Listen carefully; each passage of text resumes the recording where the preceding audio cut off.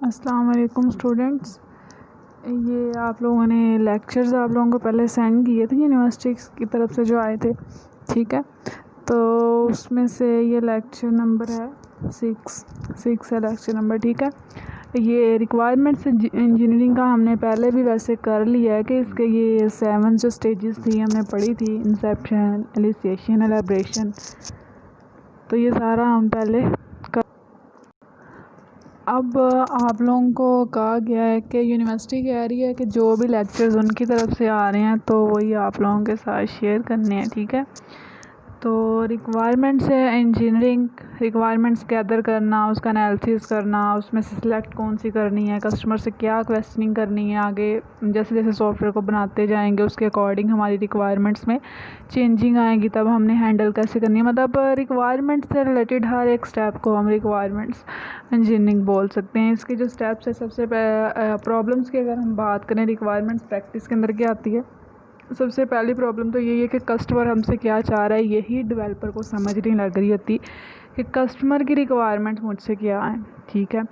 और सेकेंडली अगर वो रिक्वायरमेंट्स बताता है तो सॉफ्टवेयर इंजीनियर को उसको ऑर्गेनाइज़ नहीं करना आता कि कौन सी रिक्वायरमेंट को पहले परफॉर्म करना है, कौन सी रिक्वायरमेंट्स को बाद में परफॉर्म करना है, ठीक है।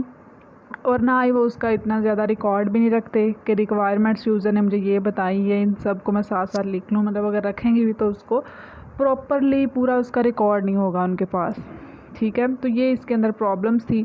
और कुछ सॉफ्टवेयर डेवलपर्स जो हैं ये आर्ग्यू करते हैं कि उन्हें मतलब बहुत ज़्यादा कंपेल किया जा रहा होता है कि आपने ये रिक्वायरमेंट्स हमारी पूरी करनी है, जबकि वो उसी टाइम पे वो पूरी नहीं हो सकती। जैसे जैसे हम टाइम के साथ साथ वो कहते हैं कि अगर हम सॉफ्टवेयर बनाते जाएंगे, चेंजिंग आती जाएंगी, रिक्वायरमेंट्स वो इम्प्लीमेंट होती जाएंगी। उनका कहना ये है कि मतलब अगर हम सॉफ्टवेयर बनाना स्टार्ट करते हैं तो पहले स्टेप्स पे ही हमें सारी रिक्वायरमेंट्स हम गैदर नहीं कर सकते।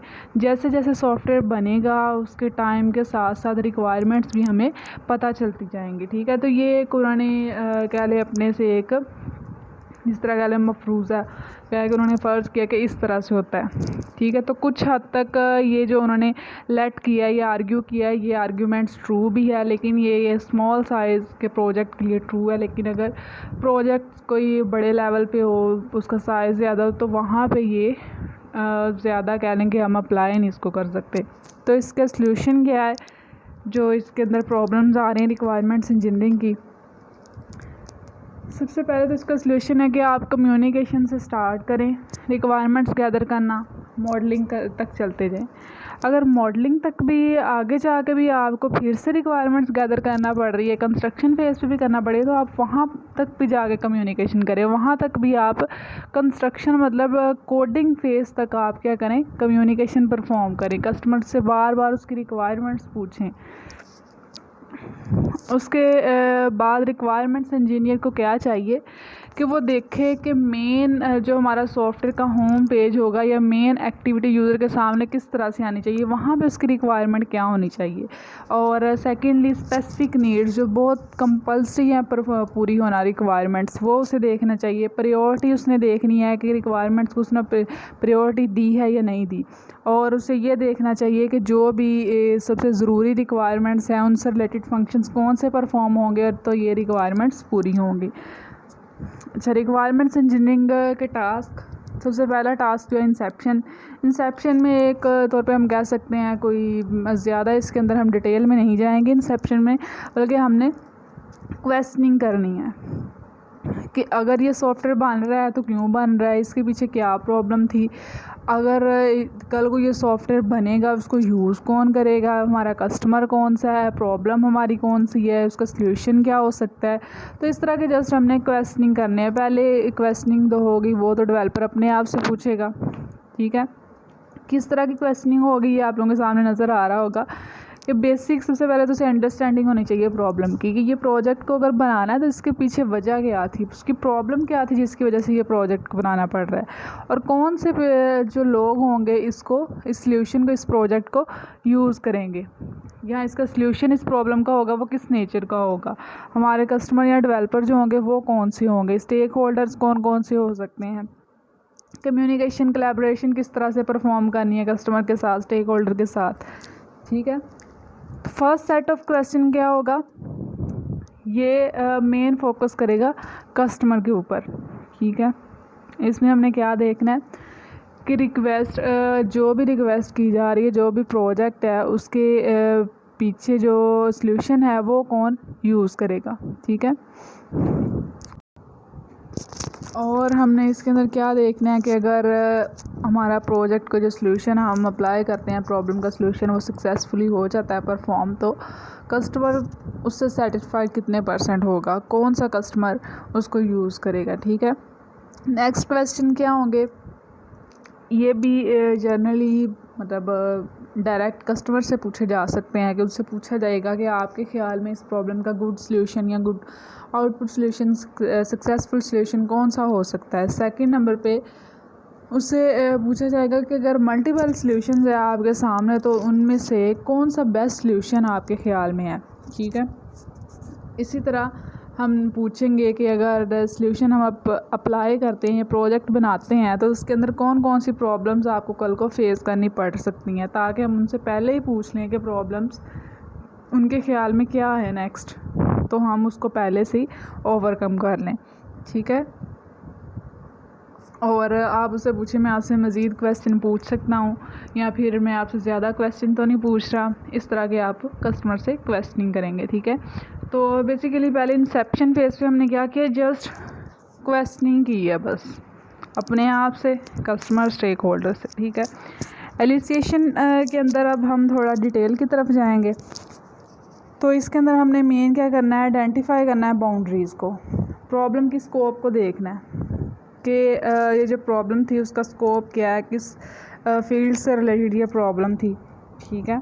उसके बाद आपने प्रॉब्लम्स को समझना है, अंडरस्टैंड करना है। अंडरस्टैंड करने के बाद आपने देखना है इसका सॉल्यूशन क्या होगा, इसको हैंडल कैसे किया जा सकता है। और प्रॉब्लम ऑफ वोलेटिलिटी के टाइम के साथ साथ रिक्वायरमेंट्स चेंज होती हैं, तो वो प्रॉब्लम में भी चेंज आती है, या फिर आपकी प्रॉब्लम मज़ीद ज़्यादा होती है, ठीक है। तो एलिसिएशन को हम 2 तरीक़ों से कंप्लीट कर सकते हैं। सबसे पहले तो कोलैबोरेटिव रिक्वायरमेंट्स गैदरिंग, रिक्वायरमेंट्स ही गैदर करने हैं ना इसके अंदर। पहले फ़ेज़ में तो जस्ट आपने क्वेश्चन पूछा, भी आपने उससे ये नहीं पूछा कि प्रॉब्लम आपकी क्या है कस्टमर से, आप क्या मुझसे रिक्वायरमेंट्स क्या हैं, आप प्रोजेक्ट कैसा बनवाना चाह रहे हैं। आपने इस फेज़ के अंदर आके आपने उससे पूछनी है ये सारी चीज़ें, ठीक है। तो सबसे पहला मेथड है रिक्वायरमेंट्स गैदर करने का, कोलैबोरेटिव रिक्वायरमेंट्स गैदरिंग। आप क्या करें कि एक मीटिंग रखें, उसके अंदर सॉफ्टवेयर डेवलपर्स भी हों, कस्टमर्स भी, स्टेक होल्डर्स भी, जो भी वो प्रोजेक्ट में इन्वॉल्व हो रहे हैं उन सबको इनवाइट करें। वहाँ पे कोई एक फैसिलिटेटर रखें, फैसिलिटेटर कोई भी कस्टमर हो सकता है, स्टेक होल्डर हो सकता है, जो पूरी मीटिंग को मैनेज करेगा, ठीक है। और उस मीटिंग के अंदर डिस्कस किया जाएगा उस प्रोजेक्ट को, प्रॉब्लम पूछी जाएगी, उसका स्कोप पूछा जाएगा, उसका अल्टरनेटिव सॉल्यूशंस क्या हो सकते हैं, बेस्ट सॉल्यूशन क्या होगा, वहाँ पे रिस्क कौन कौन से आ सकते हैं, ये सारे आपस में मिलकर डिस्कस करेंगे। जब एक से ज़्यादा वहाँ पे कस्टमर स्टेक होल्डर अपनी रिक्वायरमेंट्स बताएंगे, तो उसको हम कोलैबोरेटिव रिक्वायरमेंट्स गैदरिंग बोलेंगे, ठीक है। नेक्स्ट जो हमारा QFD है, क्वालिटी फंक्शन डिप्लॉयमेंट, ये भी एक मेथड है रिक्वायरमेंट्स गैदर करने का, लेकिन इसके अंदर सिंगल यूज़र या 1 से 2 यूज़र हो सकते हैं। तो इसमें मीटिंग नहीं होगी, बल्कि डायरेक्टली उससे बात की जाएगी, वो आपको बताएगा कि ये मेरी प्रॉब्लम है, मुझे ये ऐसा प्रोजेक्ट चाहिए। तो वहाँ पे 3 तरह की रिक्वायरमेंट्स आपको फेस करना पड़ सकती हैं। सबसे पहले नॉर्मल रिक्वायरमेंट्स, यूज़र ने जो आपको कहा वो आपने परफॉर्म कर दिया, normal requirements. Expected requirements, user ने आपको वो कहा नहीं, लेकिन उसकी बातों से आपको ये फ़ील हुआ कि वो कह रहा है कि मुझे सिक्योरिटी चाहिए इस प्रोजेक्ट के अंदर। उसने ये नहीं कहा मुझे पासवर्ड लगा के दें, वहाँ पे थंब इम्प्रेशन होना चाहिए, बल्कि वो एक्सपेक्ट कर रहा है कि मुझे इसके अंदर सिक्योरिटी प्रोवाइड की जाए, तो वो उसको हम क्या कहेंगे, एक्सपेक्टेड रिक्वायरमेंट्स। एक्साइटिंग रिक्वायरमेंट्स, जिसका उसने ज़िक्र ही ना किया हो, उसके वहमो गुमान में भी ना हो कस्टमर के, आपने अपने से कोई एडिशनल फ़ीचर उसके अंदर ऐड कर दिया है कि वो आपके कस्टमर को अट्रैक्ट करे, कि मैंने तो इसे ये कहा भी नहीं था, लेकिन वो उसके काम की चीज़ थी, ठीक है। तो ये था QFD प्रोसेस, ये लेक्चर नंबर 6 से तो आप लोगों ने इसको रीड आउट कर लेना, ठीक है। ओके क्लास, अल्लाह हाफिज़।